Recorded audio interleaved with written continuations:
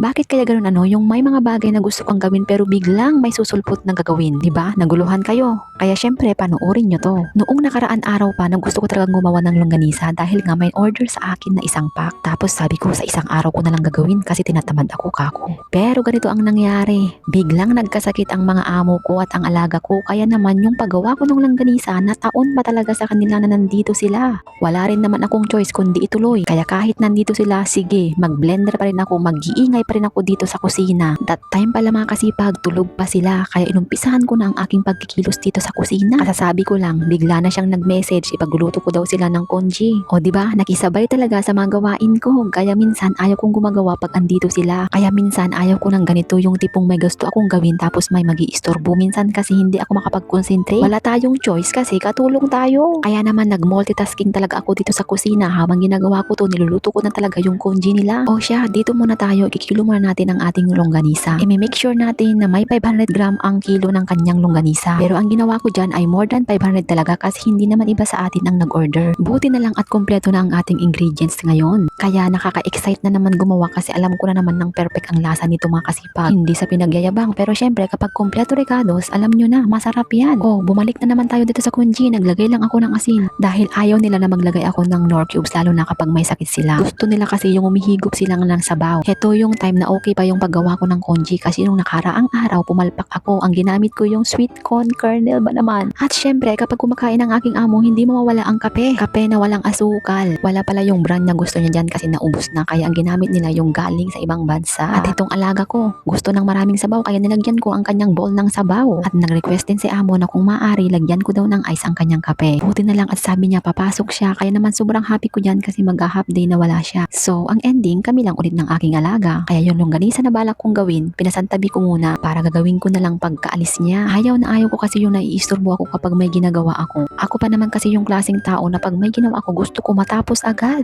Kayo mga kasipag, ganun na rin ba kayo? At habang sila ay kumakain, bininisan ko na rin ang paghuhugas ng mga aking ginamit. Dahil na ayaw ko mapuno dito sa lababo namin ng mga hugas. Kaya naman nakaramdam na ako ng gutom kaya nag-umpisa na rin ako mag-prepare ng aking lunch. Iyan ang ating ulam ngayon, ang patola. Gigisa ko lang siya sa karne dahil ako lang naman ang kakain niyan kasi nga sila kumakain na sila ng congee. O diba mas masarap pang pagkain ko kaysa sa kanila. Pero hindi ko naman kasi sila masisisi kasi kapag may sakit sila gustong gusto nilang kumakain ng congee. At heto, umpisahan na nga natin ang pagluluto mga kasipag. Mandami na naman akong daldal. At habang pala ako ay nagluluto dito, may itatanong pala ako sa inyo mga kasipag. Lalong-lalo na yung mga kapwa kong OFW. Problema ko kasi ang palayok namin. Kapag may bagong palayok, ganyan na ganyan ang kulay. Hindi ko alam kung bakit. Hindi ko matanggal-tanggal. Pag-suggest naman kung ano ang pwede kong gamitin dun sa palayok na ito. Dahil malapit naman tapos ang ating video, gusto ko lang magpasalamat sa mga nag-react at nanonood sa aking views. Pagkatapos ko pala magluto, kumain na ako para maumpisahan ko na ang paggawa ng longganisa. Dahil hindi naman marami ang order kaya pang madalian lang ang aking paggawa. Pero dahil sumobra ng isang pack ang aking ginawa, kaya naman kinuha na ng aking kaibigan. O siya, hanggang dito na lang ang aking vlog mga kasipag. Mag-iingat kayo palagi kung saan man kayo naroon.